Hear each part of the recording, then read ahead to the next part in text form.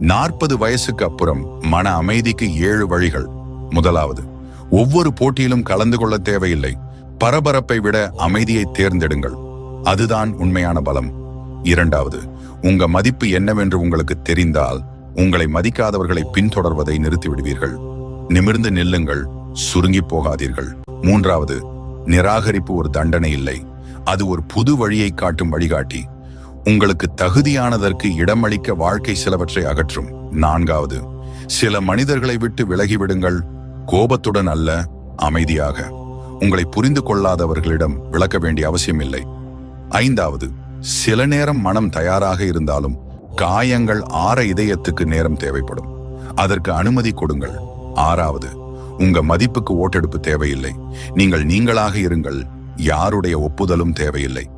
ஏழாவது, உங்களால் கடந்த காலத்தை மாற்ற முடியாது, அதை ஏற்றுக்கொள்ள மட்டுமே முடியும்.